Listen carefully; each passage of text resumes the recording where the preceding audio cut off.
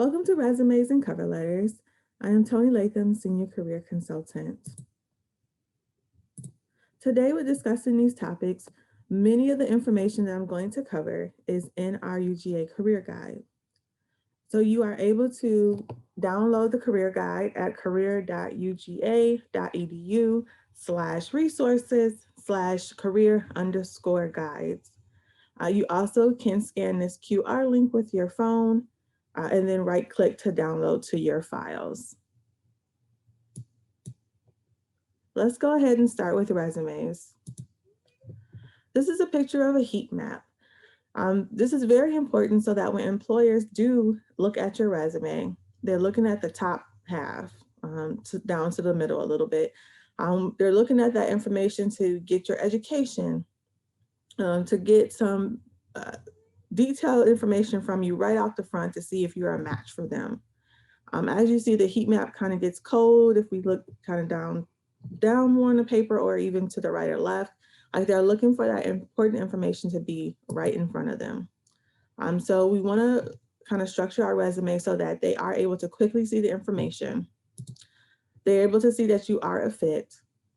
So therefore, we do target our resumes and cover letters to, like, again, gain their attention so that we do have a higher chance of getting to that interview round. So we will begin with formatting. So let's begin with formatting. With formatting, again, a lot of this information is going to be in the career guide, but I am going to go step by step for you. So we do want you to avoid templates. When we do say templates, we're thinking of sometimes anything in Microsoft Word or even in Canva. I've also seen some from PowerPoint. They're very nice. However, when you do start to make changes to them, they're difficult to make changes to. Again, your resume is going to be a living document. So you're always going to be making changes to it based on the experience that you're going to add to it. So therefore, you want something that's really easy to make changes to make adjustments with. If you use some of those templates, it's hard to maneuver around changes. You do like to keep it to one page. If you do decide to have a 2-page resume, it must be 2 full pages. So if we're thinking about, we want to catch the attention of the employer, we really try to minimize it to 1 page to give them the information that they need right up front. In order for it to fit 1 page, sometimes we do have to change our margins. Margins can be from to a 1/2 inch to 1 inch. So a 1/2 inch is narrow and 1 inch is typically what we normally have. However, we're trying to fit it into that space. We want to go ahead and minimize to a 1/2 inch. Your font could be a size 10 to a 12. So don't forget, you can try 10.5, 11, 11.5 to make it fit. Your name should be size 16, 18 is kind of like the normal, what I see. If we have a lot of room, we probably can go up to a size 20. You can use bold, italics. You can capitalize your sections. You can space so that it is evenly throughout the page. Most importantly, you want to be consistent. So if I'm using bullet points and I'm using a period at the end of my bullet points, then I want to continue to use periods at the end. So just be consistent throughout. Make sure that the font is the same throughout. To kind of use all the space that we can on the page, we try to use, dates to the right side, no paragraphs. Everything that's listed under a job or organization experience, campus experience, should be bullet points, not paragraphs. Each bullet point should start with a strong action verb. In the career guide, we give you 2 pages of action verbs that you can use. So your resume should not really include the same action verb for each bullet point. We want to eliminate any pronouns. So any I or my should not be listed on your resume. So how do we make a good resume great? We tailor it, right? So we may have our master resume. As I said, it's a living document, so we're always adding to it. And that's what we call our exhaustive or master resume. That includes every experience we've had. Even if it's from high school, starting off as a first-year freshman, I may have everything that I did in high school, beginning into my freshman year. Once I get into college and I'm in my sophomore year, I may start to remove some of my high school information, but keeping all of my college information there. If I look at my master resume, it could be 3, 4, or 5 pages. But from there, that's where I'm going to tailor it down when I start applying to jobs to make it 1 page. But again, it's in a living document, so you're going to have that full resume. It's going to be clear, concise, to the point when we start to tailor it to that 1 pager. And we're looking to display anything that the job description is asking for. What are the skills? What abilities? What tasks are they asking me to do? I want to make sure that my resume is relevant to showcase to the employer. Again, this information is in a career guide on page 27. So let's jump right into some sections. So first, we're going to have our header. It should be our name, our full name, first and last name. It should include our email address. If you see with this example, we are using our UGA email address. So you do want to make sure that if it is your UGA email, that you're checking it constantly when you are applying to jobs. If you check your personal email more than your UGA, then go ahead and use your personal email address. But do make sure that it's appropriate. If you see the little diagram picture on the bottom, we don't want to kind of use anything that is not appropriate for professional reasons, right? You want to include your phone number. If you do have a web page, you can use that. If you see in this example, we're including our Twitter. If your Twitter is something that you use for professional purposes, then you can use that as a social media. However, I do prefer you use your LinkedIn account. That's a little bit more professional. If your Twitter or any other social media that you decide to use has some personal information on there, right? Showcasing anything that you've done that's not professional, then you want to go ahead and remove that from your header. So let's kind of talk about this is missing its address. Our address is not necessarily needed anymore for your resume. We don't do a lot of things through the mail. Also, we don't, just for safety reasons, we may not include our address, okay? But again, if we're thinking about like social media, I am suggesting LinkedIn URL versus Twitter or anything else personal with social media. Let's talk about, should I have an objective or should I have a summary or qualification? Or am I able to keep both of them off, right? If we're trying to save space on our resume, we may not need an objective. An objective lets the employer know what you're looking for in a position. However, if you're applying directly to their website, you would not need an objective. However, if I am attending career fairs, just randomly sending out my resume, then I may include this objective. So this objective is to obtain a summer 2017 internship in the field of marketing in order to utilize my strong communication skills and customer-centered perspective. I'm getting right to the point, telling the employer what I'm looking for, and that's an internship.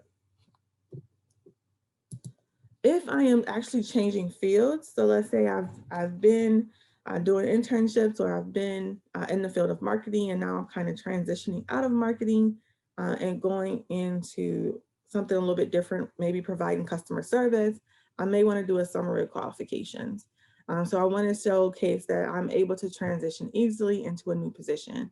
So with my summary of qualifications, I'm telling them like how many years experience I might have had with project management, that I have skills in planning, that I'm excellent at team building. So I want to highlight those skills that transfer quickly into any other position that I'm applying to. The next section on your resume should be your education. Again, you can check the career guide to look at this information. But if you see, we are listing the University of Georgia, right? What my degree is in. Am I getting my master's? Am I getting my bachelor's? Am I doing double dogs? There's an example of in the career guide that will showcase both. Am I getting any minors or certifications, licensing that I can list? I do list the city and state, the graduation date, right, in the future, and then also my GPA. With the GPA, it must include the scale. So this is a 3.9 out of a 4.0. You may ask, can I list my overall GPA or should I list my major GPA? You can list whichever one is higher, but you only need to include one. In this education section, we could also include our honors and awards. Just depends on if we have space to add it to education, or it could be its own section. Do I list my high school here? I can if I'm a first year student. If I'm in my second through fourth year, then I do remove high school information. So let's jump into experience. So I can list this section as relevant experience, related experience, work experience, or even just experience. So this section could have a few different titles. If you see this information is very short, the bullet points, right? So I am listing the company. I'm listing what my title is. I will also list the city and state and the dates that I was at this position. But what I do want you to do is make your bullet points more strong and specific, right? So if you look at the first bullet point, it says coordinated and supervised committee. If you look down at the second example, I coordinated, supervised a 6-member committee and maximized committee potential by delegating to member strengths. So I made that bullet point stronger by adding the number of the committee that I was a part of, right? And then what I was able to accomplish in that role.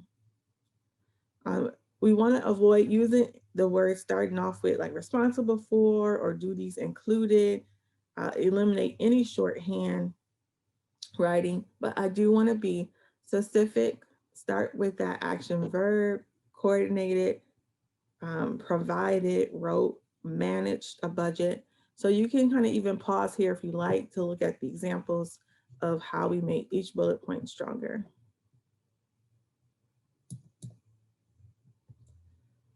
To add to that, again, I want to use numbers, the amount we use with the managed money, the budget, the percentages if I have them, results focus, bullet points consistent, no pronouns again, so no I or mine. We also include some bullet point examples on page 33 of the career guide. So I just went over some of the more general sections that your resume could have. You can add in these campus and community involvement, volunteer experience, part-time work, maybe an internship section, study abroad. If I add in study abroad, I would add that right underneath education. I could have a research experience, honors and awards. We kind of briefly talked about language and computer skills, additional samples, again, are in the career guide. Moving on from resumes, and I briefly want to say in the resume, for resume samples, we do have those listed in the career guide. We give you actually 8 samples from our website. You actually can download those samples and make your resume for yourself by just copy and pasting. Again, jumping into cover letters, I'm going to kind of go through and explain what exactly is a cover letter. So your cover letter is not your resume, but it does accompany your resume.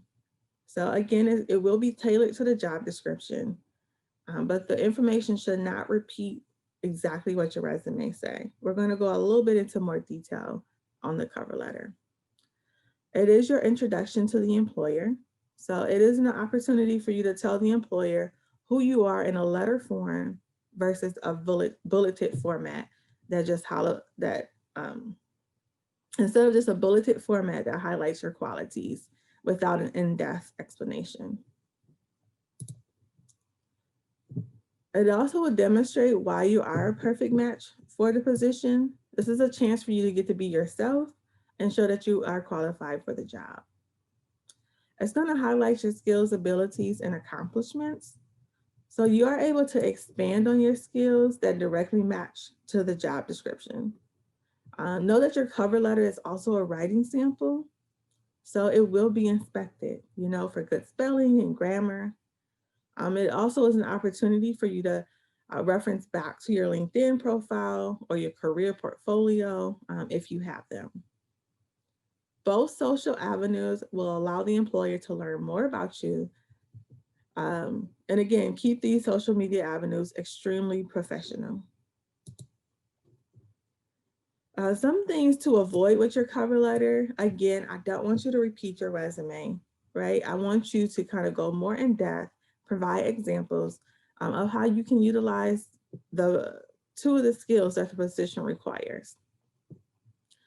It cannot be generic. Again, it must be tailored for that specific job. Employers want to know that you took the time to write and let them know how you can help their business and how you can be an advantage to them. Don't make the reader work too hard to see that you're a perfect match. Again, let's go back to that example of a heat map. You want to be able for the employer to see that information immediately.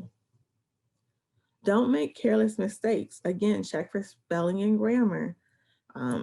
Ensure that you're using the right correct date, the job position title, the company's name and address. Again, your cover letter cannot exceed 1 page. When we think about this in difference to the resume, I said that the resume could have 2 pages, but the cover letter can only be 1 page.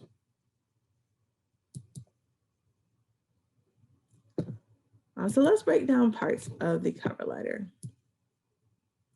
We do provide you a cover letter outline and a tailored example of a cover letter in the career guide and on our website. So you must include the sender address. This is actually your heading taken directly from your resume, right? So this is your information taken directly from your resume. You will include the date, then you will address it to the employer. And the employer should be, that address information should be probably directly from the job description or from HR, from their website. You should be able to easily find their address information. When you're doing a greeting, you do want to refer to the reader by their last name, not their full name unless you're unsure of the contact's gender. You do want to use a colon after the greeting and not a comma. You will have an opening, middle, and conclusion paragraph, which I will go into detail next. You will have a closing and signature. You want to use sincerely, print, and sign your name. So let's jump into that opening paragraph. So I give you a full example here, but what I want to pay attention to is the items in red. So your opening paragraph should say the position that you're applying for. So for example, I'm applying to the sales floor team member. The other example in red is going to tell you, how did you learn of this job? So I learned of this available position through communicating with target representatives. And then what 2 to 3 skills that I have that matches this job? So I have customer service experience, attention to detail, and ability to work efficiently in a fast-paced work environment. These are the skills that I grabbed directly from the job description, but I also possess these skills. In my middle paragraph, I'm actually going to provide examples of where I display those skills. So my middle paragraph may be 1 or 2 paragraphs, depending on how much space I need to explain and provide examples that I can do the job, right? So I am able to ensure the proper processing and display of merchandise and develop creative plans to increase store sales. I also can resolve customer complaints in a professional and calm manner, right? So those address the skills that I just discussed in the first paragraph. In conclusion, I do want to reassure the employer that I'm a great fit and thank them for reviewing my application and let them know how to reach me. So I'm saying I'm confident and I can exceed your expectations as a Salesforce team member, right? I'm stating that position again. I thank you for your time and consideration, and please contact me by phone or by email. So again, even though at the beginning of the cover letter, I give them information of how to contact me, I reiterate this again at the conclusion. To prepare for your cover letter, you can use this Tchart. So I may look through a job description and I pull out 3 to 4 skills that they're looking for. You know, most jobs are looking for strong communication skills, ability to work on a team, right? Able to show that I can collaborate. I'm able to plan, organize. I'm able to make decisions or solve problems. So these are some generic job requirements, but most times communication skills is on there. So what I'll use is this T-chart to say, what qualifications do I provide to show that I can do the communication skills? If we think about the example we just talked about, we just discussed with working at Target, right? Then I have those communication skills because I'm able to talk to customers and offer customer support. To jump back into the resources, we offer resume resources in the career guide, again with the cover letter. We also provide samples that you can easily download, copy and paste your information into our samples. If you would like to follow up, I do want to thank you for attending this presentation, but our website is career.uga.edu. You can schedule Zoom appointments with a career consultant using Handshake. We do also offer drop-in hours, virtual drop-in hours when school is in session, right, for fall and spring. If you are interested in attending our career fairs, they are upcoming, and you can check all the information on Handshake.